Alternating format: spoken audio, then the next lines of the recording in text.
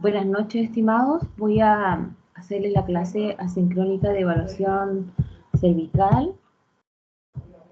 Estoy con ustedes compartiendo ahora el escritorio y vamos a ver.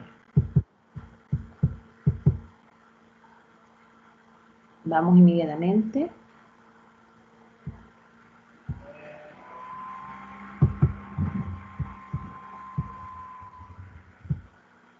Aquí está. Habilitamos la edición, compartimos y listo.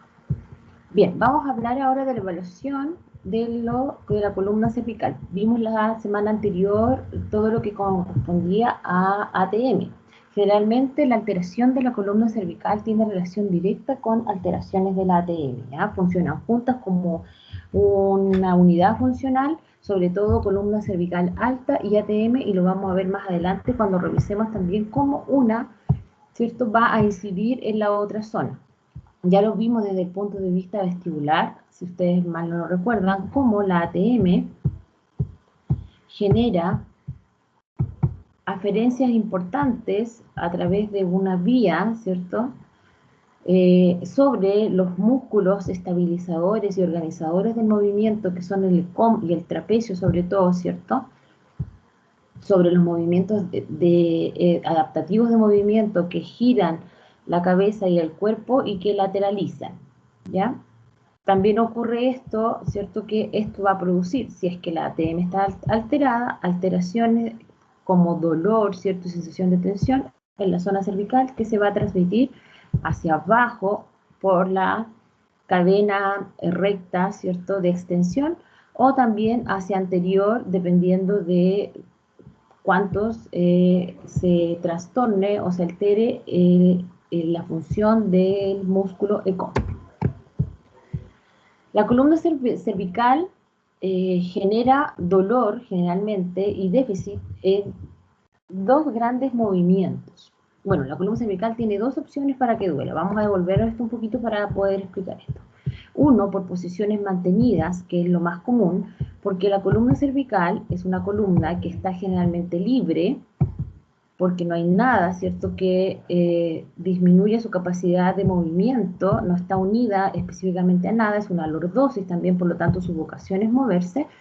Por lo tanto, cuando se moviliza de manera natural y sin presiones, generalmente no entra en patología. Sin embargo, cuando yo permanezco en posiciones mantenidas, cuando estoy trabajando, ¿cierto?, frente al laptop, que es lo más común, o cuando tengo algún trabajo donde yo tengo que fijar mi mirada por mucho tiempo, o tengo que mantener la posición de la columna en una posición que no es la mejor por mucho tiempo, también va a generar trastornos. Generalmente estos trastornos mantenidos, ¿cierto?, lo vamos a observar mayormente con alteraciones de rotación que se pueden traducir con dolor de cabeza, dolor de cuello, hombros, incluso los brazos y, por supuesto, la región interescapular. Biomecánicamente, la región interescapular va a tener relación directa por la cadena de extensión, generando, ¿cierto?, sobre todo tensión, a través de zonas de transmisión que vamos a llamar las zonas de Charnella. Ya vamos a empezar a hablar de las zonas de Charnella porque van a ir apareciendo en todas las evaluaciones, ¿ya? Zona de Charnella. Entonces, las zonas de Charnella, si mal no recuerdan, las zonas de Charnella son zonas que son zonas de inserción muscular en la articulación o en el segmento cervical, dorsal, pero también son zonas de transmisión de movimiento producto de las inserciones. Y tenemos acá C7, muy importante, ¿cierto? C7 T1, tenemos también a nivel de T3, y también tenemos a nivel de T8 y T9, ¿ya? Y esto nos indica por qué, siendo un problema cervical, el dolor podría bajar hasta la región interescapular. No nos olvidemos también que a través de miotomas, ¿cierto?, los miotomas C4 va hacia la raíz de cuello, por lo tanto ahí tenemos una opción, ¿cierto? Y C5, sobre todo C5, también genera inervación a nivel de las primeras torácicas.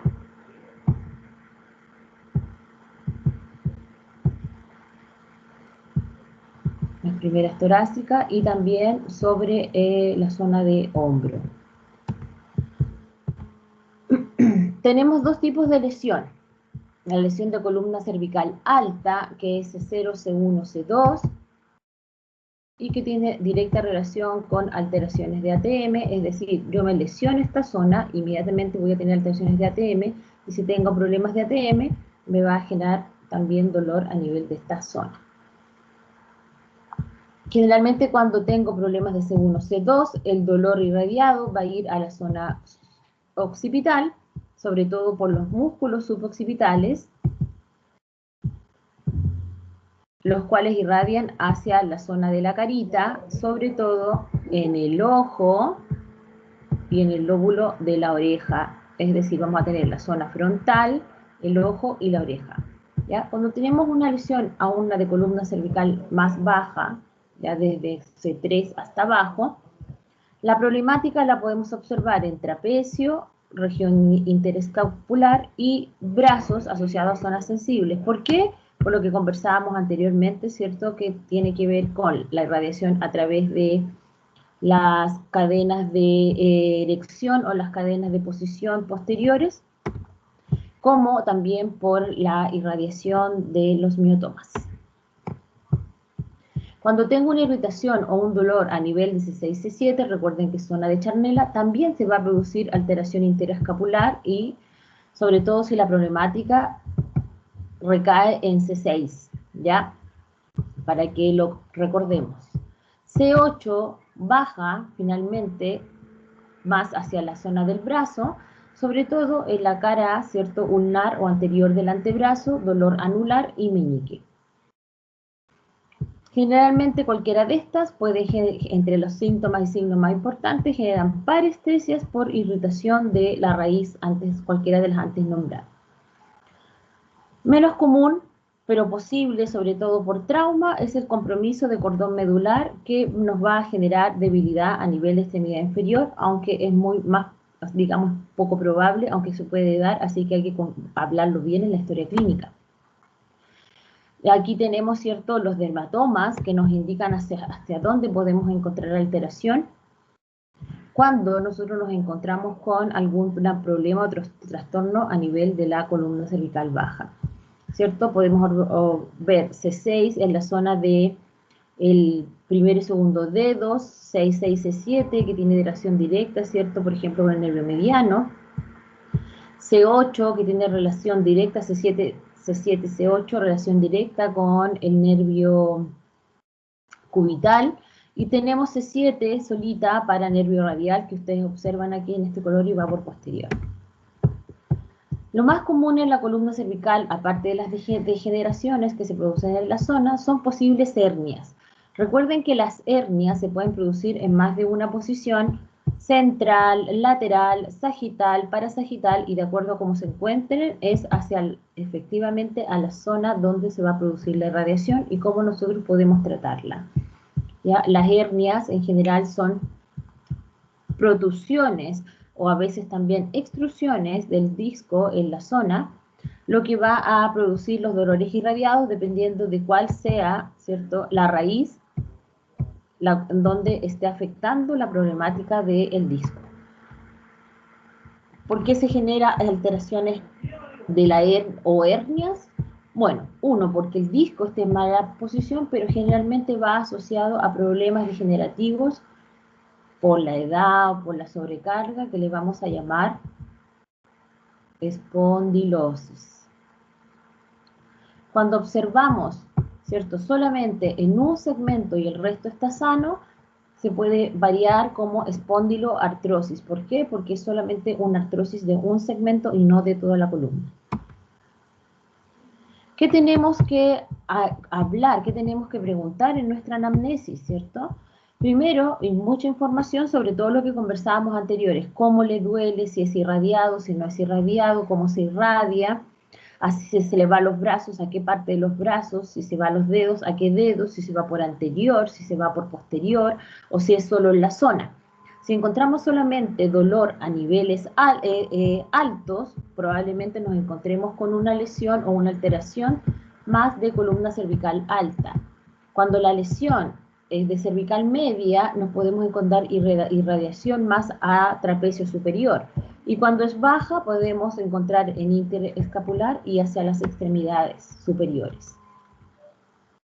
Entonces es importante que la información, ¿cierto?, vaya asociada a estas raicillas, ¿cierto? Y también a preguntar al paciente, ¿cierto?, si cómo es su trabajo, pedir radiografías también, es súper importante en esta zona porque es muy fácil que esta zona degenere, ¿ya? Con respecto al vínculo tratante-paciente, podemos decir que este tipo de pacientes genera cuadros ansiosos o de ansiedad, como también lo hacía el paciente que tenía alteración de ATM. Por lo tanto, fácilmente encontramos pacientes que requieren un tratante que no que lo acoja, pero finalmente sí que lo apoye, que sienta que realmente es un tratante que entiende su problemática, ¿ya? Entonces, importante la historia del paciente primario, saber escuchar lo que nos dice el paciente para que no se nos vaya ninguna información. Luego, generar una evaluación postural asociada, así como la hicimos también en las otras evaluaciones.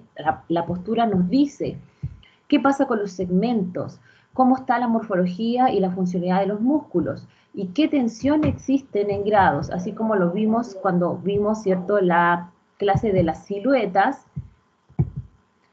Cuando tenemos diferente tipo de alteraciones, también generamos diferentes tipos de respuesta en la musculatura que se encuentra provocada o que se encuentra, ¿cierto?, relacionada.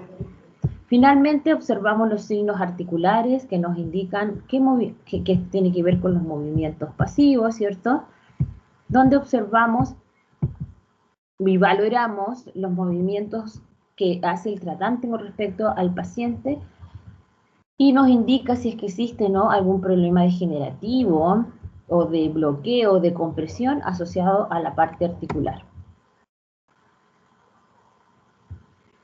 Importante es tener un orden en el relato que nos indica el paciente, guiarlo a través de una buena anamnesis para lograr, ¿cierto?, que este círculo se convierta en un círculo virtuoso de información y podamos, ¿cierto?, seguir en los pasos de la historia. Ojo con la interpretación, ¿cierto? Tenemos que tratar de tener una mente abierta, no sesgarnos a la información, ¿cierto?, y ver qué es lo que realmente está sucediendo con el paciente. Y es muy bueno preguntarles ahora, ¿cierto?, qué observan aquí. Algunos verán una abuelita y otros verán una jovencita. Cuidado con lo que ven, ¿ya? Traten de siempre de dejar su mente abierta a la información que nos está dando el paciente sin hacer sesgo o digamos, juicios con prejuicios, es decir, juicios con respecto a lo que yo sé, independiente de lo que el paciente trae. Ya. ¿Cómo logramos este orden? Bueno, podemos generar esta tablita donde O nos indica la ocupación del paciente o el motivo de consulta, que generalmente tiene relación directa con el problema o el dolor del paciente. También va asociado, ojo, con situaciones de tensión, sobre todo que pueden ser o por el trabajo o sobrecarga emocional, así que también tenemos que verlo en esta zona. El dolor ya dijimos, ¿cierto? Y otros síntomas nos van a indicar exactamente cuál es la zona que problema a mi paciente dentro de todo el conjunto cervical y ATM.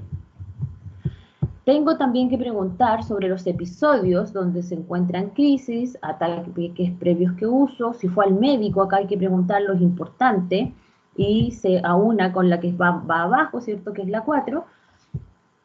¿Por qué? Porque si esto es un episodio recurrente, estamos hablando de un proceso crónico, por lo tanto, ¿cierto?, tendríamos que tener mayor cuidado ¿cierto?, al hacer la intervención del paciente. Preguntamos si los tratamientos anteriores, si los hubo, hicieron efecto o fueron inocuos. ¿Por qué es importante esto? Porque no vamos a repetir lo mismo si ya sabemos que en el paciente no resultó. Tenemos un pequeño algoritmo acá que nos puede ayudar en este orden. Llegamos con el paciente, le preguntamos a qué se dedica, cómo es su dolor, ¿cierto? Y aquí preguntamos dónde le duele, cuál es el peor lugar que le duele, la naturaleza de su dolor, cómo se comporta este dolor en relación a la actividad que realiza o a la posición que toma en el día, si le duele más en la noche, si le duele más en la mañana, si es más nocturno. Nosotros pensamos que es un dolor inflamatorio generado más a procesos degenerativos o sistémicos, ¿cierto? Y si le duele de día y en movimiento, entonces nosotros podemos pensar que el problema tiene más relación al sistema musculoesquelético, sea este cualquiera, tendones, músculos, ¿cómo se llama? La cápsula, inserciones, etc. Luego consultamos, ¿cierto?, el tiempo, cuánto tiempo está con el dolor, si este dolor se mantiene en el tiempo, si es constante. Si nos dice que no, entonces vamos a observar si la posición lo agrava, si la actividad lo agrava, cuánto aplicamos escala EVA, cuándo, qué lo alivia, qué lo activa y durante cuánto tiempo se encuentra así, ¿ya? Si el dolor es constante siempre, ¿cierto? Y si no varía, ¿cierto? Entonces estamos frente a un dolor mantenido en el tiempo. Pero si sí varía, de nuevo vamos a la consulta, ¿cierto? De que lo agrava, que lo alivia, etc. Generalmente cuando el dolor no varía, este dolor, aquí ya habremos preguntado cómo es el dolor, ¿cierto? Y cómo se comporta. Cuando nosotros preguntamos cuánto, cuándo, cómo, qué lo alivia, estamos preguntando por todo lo que tiene que ver con el dolor. Pérdida de fuerza, sensación de adormecimiento, hormigueos, dolor propiamente tal, como es el dolor punzante urente. Y finalmente preguntamos por la anamnesis pasada, cómo es su salud en general, si tiene ciertas enfermedades concomitantes que tengan que ver con el sistema, si tiene historia previa de este dolor y cuáles fueron los resultados que obtenemos, sean estos de exámenes, como una radiografía, ¿cierto? O si los resultados también tienen otro tipo de exámenes importantes donde dieron resultados que nos puedan dar una guía de cómo finalmente intervenir. ¿Cuáles son las áreas de observación? Las áreas de observación.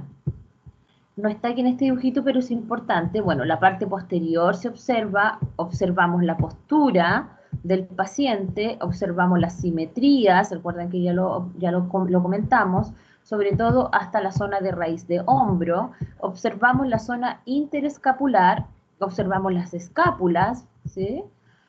Para saber si se encuentran alineadas, si el espacio que observamos entre una y otra es igual, ¿ya? Porque también puede haber un proceso de esta zona interescapular asociada al dolor de la espalda, o sea, al dolor de la columna cervical baja. También observamos la parte anterolateral, porque aquí está el ECOM, ¿cierto? Y también nace trapecio, entonces observamos cómo son estos contornos.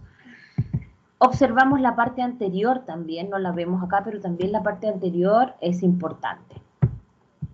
Entonces, vemos todas las anomalías posturales asociadas por las diferentes vistas, que esto tiene que ver con la postura que lo vimos anteriormente, y todos los desequilibrios que tienen que ver con las siluetas, que también está en la otra ponencia, que también tomamos en cuenta.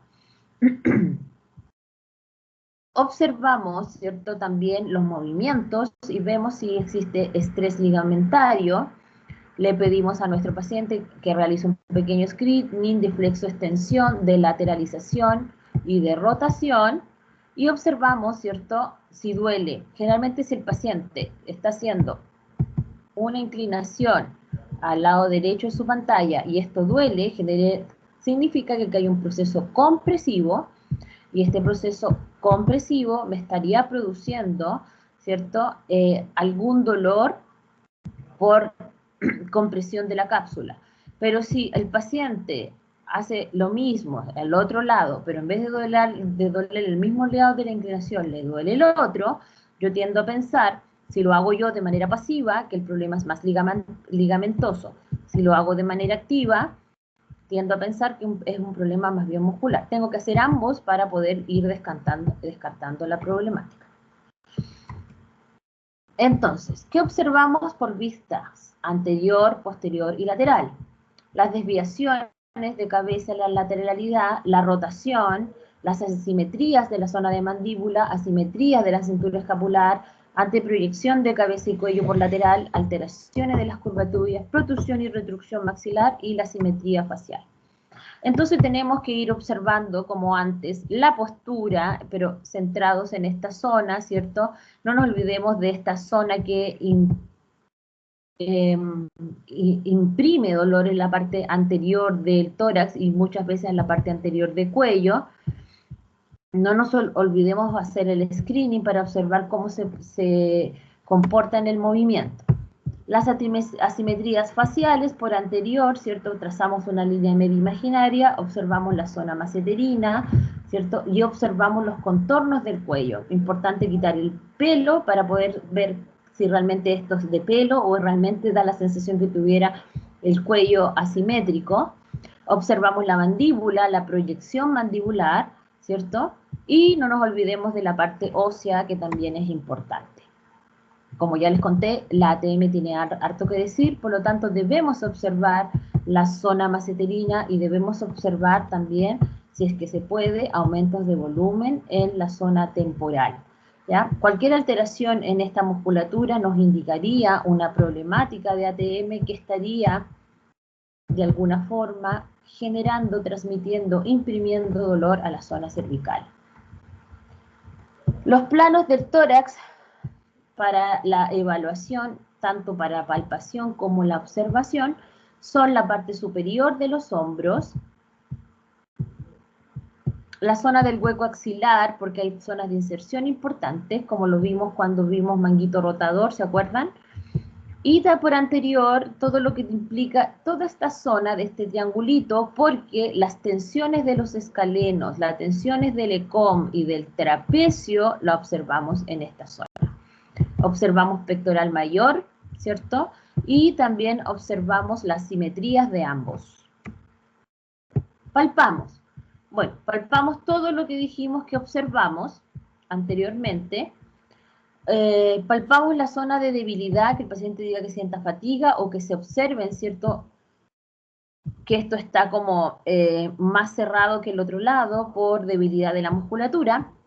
Zonas de protección o de contractura, zonas de atrofia muscular y obviamente zonas de inflamación o congestión. ¿Cómo sabemos esto? Porque el paciente se queja de la zona de inflamación, le duele, ¿cierto? Y nos da positivo a los movimientos. ¿Qué palpamos específicamente? Todas las espinosas de C2 hasta T3, la transversa de C1, la mastoides, ángulos de la escápula, tanto superior como inferior, protuberancia occipital externa, pilares articulares que se encuentran entre, voy a ir para acá para que lo vean, los pilares se van a encontrar, esta es la línea media, inmediatamente por lateral de las espinosas, entre la espinosa y las transversas. Articulaciones cigoapofisiarias que corresponderían en este dibujito a un poquito más a lateral o a la zona donde están las transversas, ¿ya? Tubérculo carotidio a nivel de C6, primera costilla, hueso yoides, la primera costilla, ¿cierto? Que está justo donde está la manito de este tratante. Imprimo una presión hacia abajo sobre la primera costilla para valorarla, así se evalúa, ¿ya? Por anterior, el hueso yoides y la cartílago tiroides y el cricoidio también, ¿cierto? ¿Por qué? Porque también cualquier inflamación de estas zonas, cualquier alteración de ioides, el hueso yoides se palpa movilizándolo, es decir, yo lo movilizo, lo muevo de derecha a izquierda, de superior a inferior y también en la oblicuidad. ¿Por qué? Porque están los músculos anteriores también, los miloyoideos, todos los yoideos, ¿cierto? Van asociados por inserción a esta estructura. La escotadura external porque tiene relación directa, ¿cierto?, con la musculatura no tengo ninguna fotito aquí en esta zona, ¿cierto? La escotadura esternal también es zona de palpación, porque aquí va la inserción del ECOM, inmediatamente al lateral está la clavícula, y justo en este triangulito van pasando los escalenos hacia abajo. Articulaciones esternoclaviculares, importante por zona de inserción de pectoral, y todos los músculos asociados y puntos de unión. ¿Cuáles son los músculos asociados?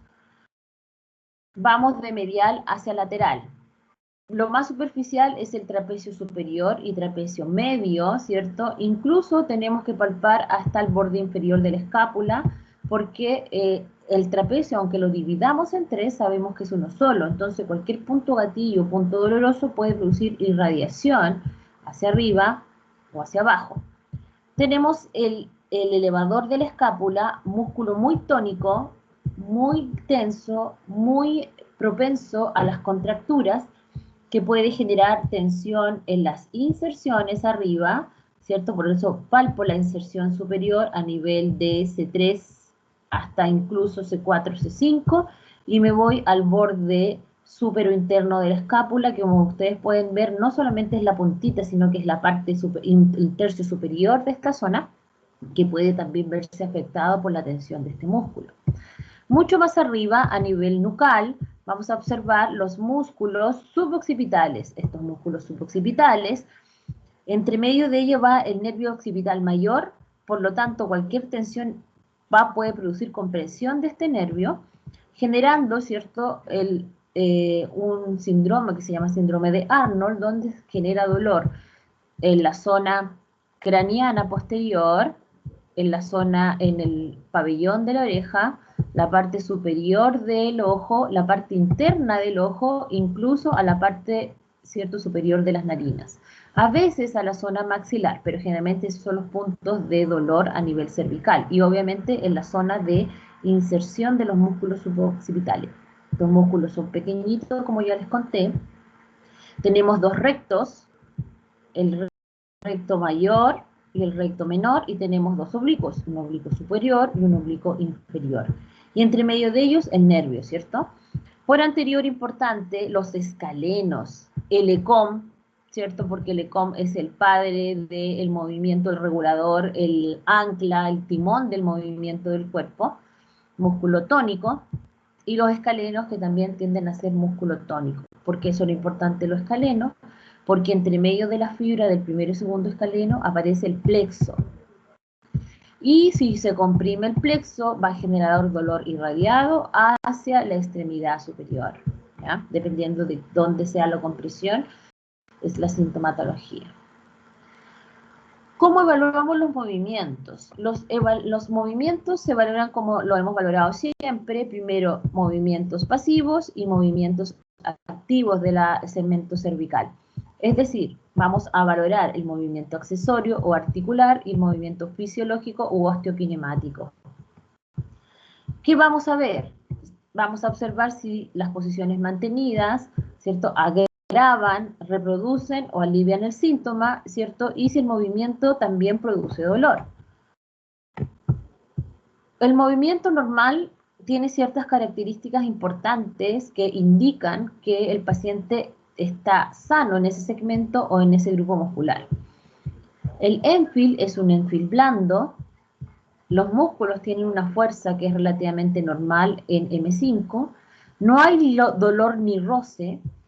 El rango pasivo debe ser mayor que el activo, porque el articular siempre es mayor cuando el activo se encuentra relajado, ¿cierto? Y no hay defensa muscular. El rango completo debe ser simétrico de un lado a otro. Tiene que haber una relajación completa del antagonista cuando yo estoy trabajando con el agonista, y debe ser suave y rápido cuando yo lo pido. ¿Qué pasa cuando el movimiento está alterado? El Enfield es un Enfield más bien duro. Existe una tensión importante de los antagonistas, aun cuando yo hago el movimiento. Voy a observar ligamentos adoloridos en el movimiento, alteraciones miofaciales con puntos de dolor, que son los famosos trigger points, ¿cierto?, asociados no solamente en la zona cervical, sino que también en cualquier otra zona donde exista un músculo. Adherencias musculares, es decir, que la musculatura esté tan tensa y tan contracturada que incluso haya generado adherencias mantenidas luego de estar contracturado. Las adherencias periarticulares, sobre todo capsulares, todo posible cambio, ¿cierto?, provocado por degeneración periarticular y espasmo de los agonistas. Aquí dice la...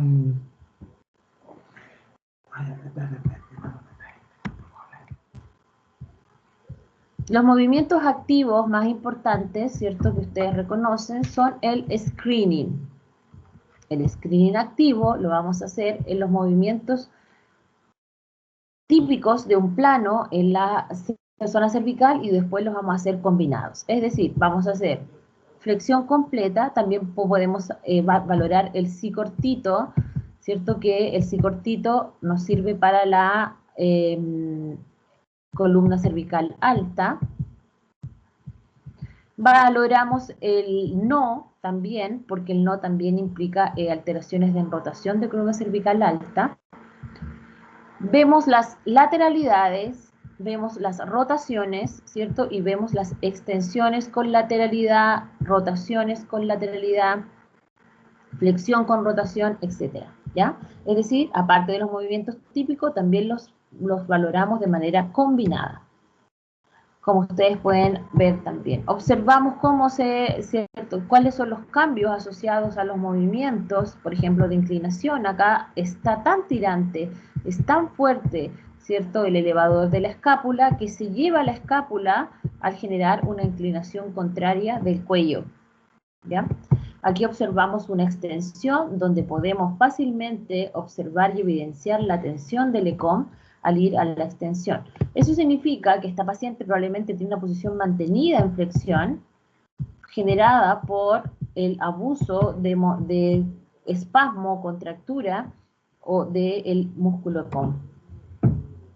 La goniometría, tenemos que pasarla, no es muy común hacerla, ¿cierto? Igual la vamos a realizar. La piden generalmente, por ejemplo, en áreas como salud, sobre todo para hacer evaluaciones de discapacidad, aunque nosotros en nuestra consulta y en nuestra evaluación funcional la usamos muy poco.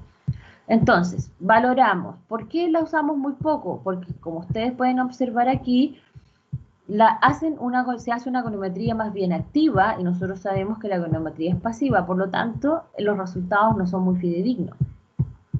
Tenemos de flexión debiese haber un 45 grados, de extensión 35 y 45 grados, ¿cierto? De inclinación, generalmente 30, y de rotación, hacemos la rotación completa hasta los 90. Miotomas. Los miotomas los revisamos cuando vimos la evaluación neurológica hace poquito, ¿se acuerdan? Bueno, también aquí observamos los miotomas, pero solamente los del plexo braquial, ¿ya? Entonces, valoramos C5, C6, C7 y C8. Ah, y también T1. ¿Por qué? Porque, ¿cierto? Problema de implica todos los músculos, alteraciones de todos los músculos, agonistas, antagonistas, grupo muscular que tengan que ver con cada una de las raíces nerviosas. Luego que hacemos este screening, que es más bien activo, como ustedes pueden verlo acá, ¿cierto? Y después de la goniometría, podemos hacer un screening pasivo muy suave, generado por el tratante, y finalmente vamos a unas pruebas que se llaman pruebas segmentarias o movimientos segmentarios vértebra a vértebra. Lo primero que realizamos es la evaluación de C0 sobre C1 y luego C1 sobre C2. Entonces observamos la flexión suboccipital, ponemos nuestras manos bajo la parte posterior del paciente, nos apoyamos en la línea suboccipital y realizamos el movimiento tratando de observar qué está sucediendo. ¿Qué observamos? El desplazamiento bilateral de la articulación por posterior y deslizamiento anterior de la articulación subyacente, es decir, posterior de la OA o occipito atloidea y deslizamiento anterior de la AA o atlantoaxoidea. Recuerden que esto lo vamos a ver mucho mejor cuando podamos hacer los talleres. Bien, aquí tenemos la flexión, ¿cierto? Donde yo me pongo atrás, me quedo en la línea suboccipital y genero la flexión buscando alteraciones de posición. Y lo mismo realizo para un lado y luego para el otro lado para ver, ¿cierto? Una extremidad, o sea, perdón, una articulación con respecto a la otra. La extensión suboccipital, nuestras manos van las dos atrás, como ustedes pueden observar en la línea suboccipital, y el movimiento que se genera articular es hacia atrás, metiendo los dedos de posterior hacia anterior. Y evaluamos el deslizamiento anterior occipito-troideo y un pequeño movimiento compensatorio de AA o atlas axis. La lateralización suboccipital, las manos siguen apoyadas en la línea, pero vamos a generar aquí un fulcro en la que nos estamos evaluando y en la que cerramos o lateralizamos, generamos un movimiento de deslizamiento que va metiéndose por la articulación, tratando de generar una inclinación articular muy pequeñita. Y observamos el deslizamiento de las carillas, ¿cierto?, hacia el lado contrario de la inclinación. Es decir, si la inclinación va hacia el lado derecho suyo, las carillas van a ir hacia el lado izquierdo. Las rotaciones, las manos siguen, ¿cierto?, en el área suboccipital. La mano que se encuentra en el otro lado de la ¿cómo se llama?, de la evaluación, se comporta como fulcro o como zona, ¿cierto?, de mantención o de base, mientras que con la otra mano voy generando de posterior hacia anterior un movimiento deslizado. Ya no meto los dedos, sino que me deslizo y lo que voy a observar es el deslizamiento anterior de las carillas del lado donde yo estoy produciendo la inclinación con rotación. Recuerden que el movimiento de rotación en la zona cervical se encuentra combinado con inclinación. Es imposible hacer uno sin que aparezca el otro. Biomecánica, chiquillos, biomecánica, así que hay que revisar esos conceptos. Bueno, vamos a la columna cervical baja. Salimos de la columna cervical alta y las manos nos ponemos a nivel de C3 y este dedo que ustedes observan acá, que es el dedo, ¿cierto?, el segundo dedo, lo vamos a poner entre la espinosa y el atlas de C3. Y vamos haciendo pequeños deslizamientos pósteros anteriores y vamos bajando de espinosa hasta llegar a C6. El movimiento es de posterior hacia anterior de las carillas y nos indica la movilidad segmentaria de una con respecto a la otra. Se evalúan todas juntas hasta T4 con el mismo movimiento. Lo podemos hacer de arriba hacia abajo o de abajo hacia arriba. Todas estas técnicas que hemos visto de evaluación, ¿cierto?, segmentario, también nos sirven para tratamiento. Por lo tanto, si observamos alteraciones en alguno de los movimientos, finalmente me puedo quedar ahí, realizar pequeñas movilizaciones en el mismo sentido, ¿cierto?, que estamos observando y haciendo, y finalmente lo que estamos haciendo es generar una intervención específica de la zona generando una movilización articular. Si quiero lateralizar e inclinar, o sea, lateralizar y rotar, entonces el dedo se va un poquito más hacia la transversa, me meto para inclinar y deslizo un poco hacia anterior para rotar. Esta evaluación también la podemos hacer con el paciente sentado, que es una opción, ¿ya? Y revisamos, o con el paciente de cúbito prono. Pero es más común, ¿cierto?, que esto funcione mejor con el paciente porque ocupamos el propio peso del paciente para trabajar de cúbito supino. Bueno, aquí tenemos, ¿cierto?, un recordatorio para que nos acordemos dónde ponemos los dedillos.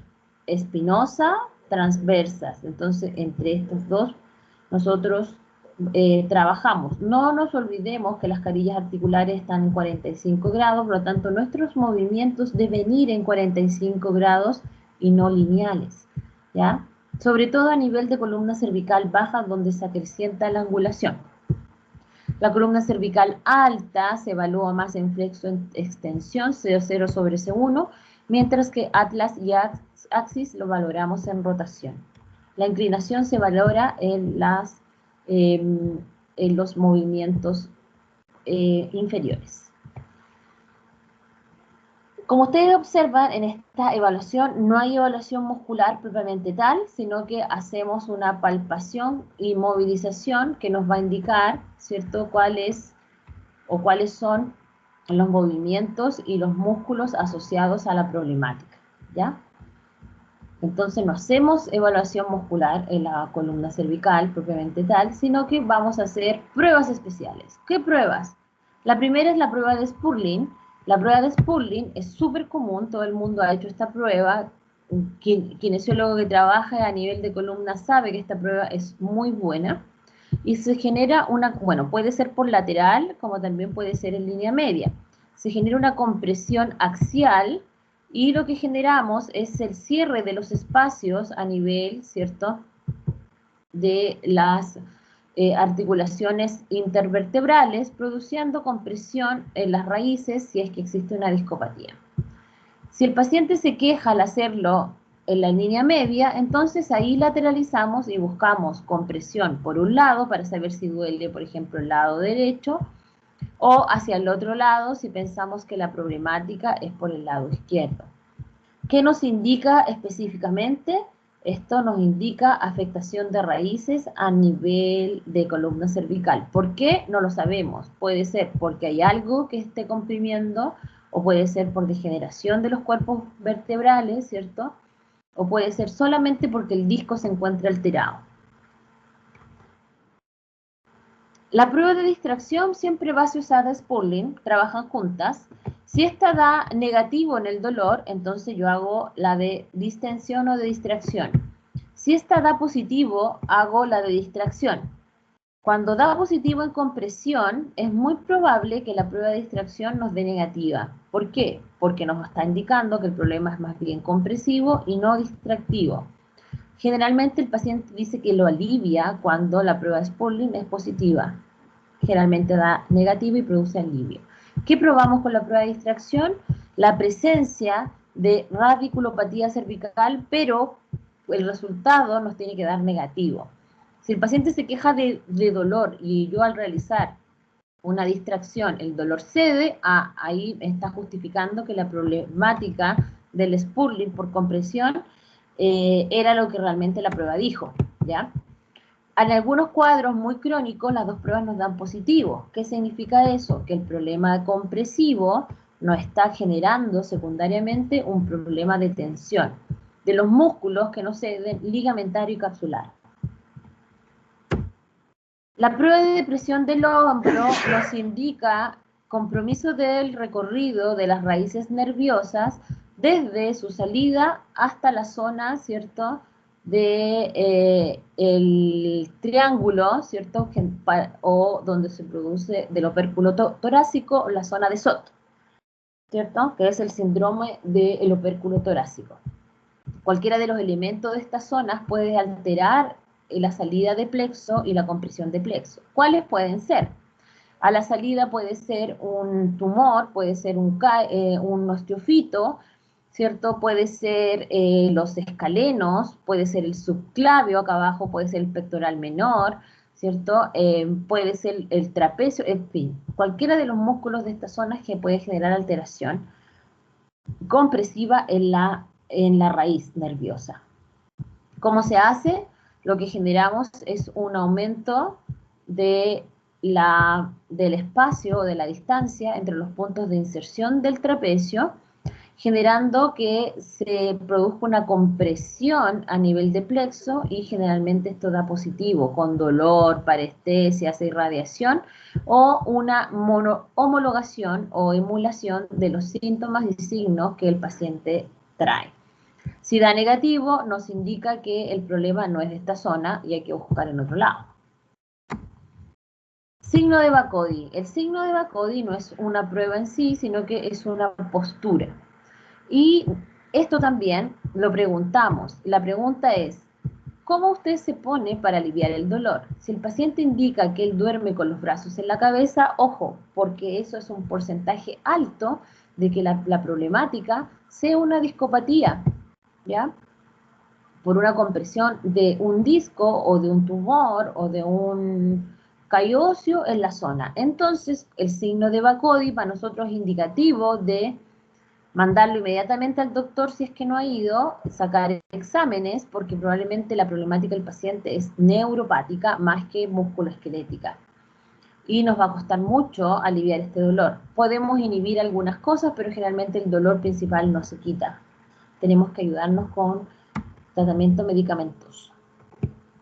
Esta prueba de plexo braquial la hacemos pellizcando, así como valoramos el trapecio.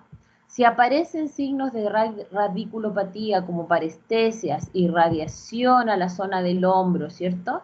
Nos va a indicar que existe una lesión mecánica, es decir, por compresiva en la zona de SOT del plexo braquial. Y lo que hace el examinador es pellizcar firmemente el plexo entre, ¿cierto?, los dedos, de los 4 dedos y el dedo pulgar. Se mantiene esta presión por algunos segundos. La prueba de Aspinall es una prueba de movilización de la columna cervical alta, sobre todo atlantoaxial. La hacemos cuando existe inestabilidad atlantoaxial. ¿Cuándo se produce inestabilidad? Whiplash, es decir, ¿cierto?, cuando tenemos un esguince cervical, producto de un síndrome de latigazo, ¿ya? Para que no se olvide. ¿Qué se hace? El examinador, ¿cierto?, va a generar un fulcro, una base a nivel de la mandíbula, va a poner la mano atrás y todo el borde cubital va a ser de cama de la articulación atlantoaxial, va a estabilizar esta zona, el tratante, y va a generar una luego de mantener en extensión, una flexión cortita cervical, y lo mantiene en esta posición, generando una pequeña cizalla en la cara posterior del atlas, es decir, justo donde tiene la mano. Y esta pequeña movilización o cizalla, si el paciente se queja de dolor, ¿cierto?, nos va a indicar que su problemática tiene que ver con el motivo de consulta o el origen del problema que fue traumático. La prueba de inestabilidad lateral atlantoxoidea es igual que la otra, prueba lo mismo, pero en este caso se hace bilateral, el paciente se encuentra con el cuello apoyado, en el otro el cuello estaba en el aire, ¿cierto? Y el borde cubital de ambas manos lo que hacen es generar un movimiento cizallante del atlas sobre el axis, y se realiza un movimiento simultáneo. Obviamente es positiva si aparecen los signos y síntomas que el paciente está preguntando, y se produce o hacemos esta prueba junto con la de Aspinall, porque el origen del problema, o prueba el mismo origen del problema, eso es. La prueba de la arteria vertebral es una prueba que la hacemos sí o sí en pacientes de tercera edad, ¿ya? Siempre.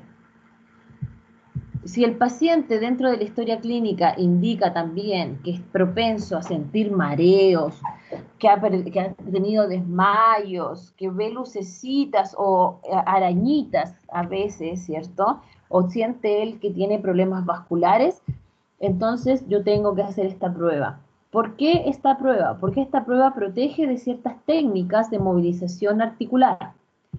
¿Qué ocurre con esta técnica?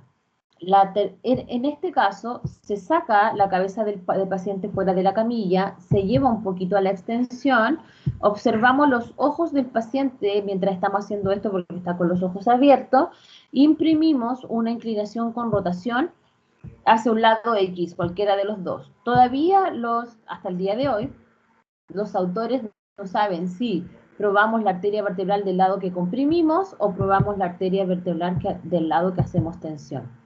¿Ya? Mantenemos esta posición por 30 segundos y observamos si el paciente siente signos del sistema nervioso autónomo, como náuseas, aparece nistagmo, ¿cierto? O aparece sensación de dolor de estómago o sensación de mareo. Eso quiere decir que la arteria vertebral no sabemos cuál de las dos está alterada, por lo tanto las movilizaciones articulares no se realizan, ya que podríamos generar una alteración en las paredes de la arteria, porque generalmente estos problemas ocurren cuando las paredes de la arteria se encuentran muy rigidizadas por otro tipo de cuadro. Por eso se hace más en un adulto mayor. La prueba de Knapp-Trager es una prueba que nos indica afectación mecánica de las raíces nerviosas cervicales. Nuevamente aplicamos compresión, pero si ustedes observan, esta compresión es un poquito más alta, a nivel de C3, C4 y por anterior un poquito más atrás de la carótida, a nivel de la yugular, donde veíamos en la evaluación de cardio, ¿cierto? El yene yugular. Hacemos una compresión en esta zona, le pedimos al paciente de 30 segundos y luego le pedimos que tosa. Si es que existe alteración en esta zona baja, ¿cierto?, de alguna de las raicillas, entonces se va a producir la emulación de los síntomas hacia las extremidades inferiores. La prueba de los escalenos es para la prueba de SOT. El paciente está acostado y lo que hacemos es irnos por el borde superior de la clavícula y meternos a la profundidad, nos metemos, ¿cierto?, generando un aumento de tensión de la inserción de los escalenos. Esta prueba nos sirve para valorar la problemática de escalenos, pero también nos sirve para hacer un tratamiento, ¿ya? Si nosotros mantenemos comprimidos los escalenos, se va a generar un aumento de los síntomas y signos del paciente, generalmente con dolor y radiación al brazo, pero luego de unos segundos de mantenerlos acá, empiezan a disminuir los síntomas, ¿cierto?, dando por seguro que la problemática es la tensión de estos músculos. La prueba de deglución nos indica o nos sirve también para ver problemas de origen traumático como whiplash o el síndrome del latigazo. Y se le pide al paciente que degluta, en este caso que tome un vaso de agua, que es lo más común que uno puede tener, y el paciente va a sentir dolor en la parte alta al deglutir, dolor interno, ¿ya? Y eso es, chiquillos, la evaluación de la columna cervical. Se la dejo por aquí. Próxima semana haremos evaluación de la columna dorsal y también les voy a dar una clase de la patomecánica, que es cómo realmente se alteran a nivel de ATM y cervical juntas, y después vamos a hacer la de dorsal y la de lumbar, ¿ya? Vamos a cerrar acá. Vamos a abrir acá. Muy bien. Voy a detener la grabación. Muy bien, detener.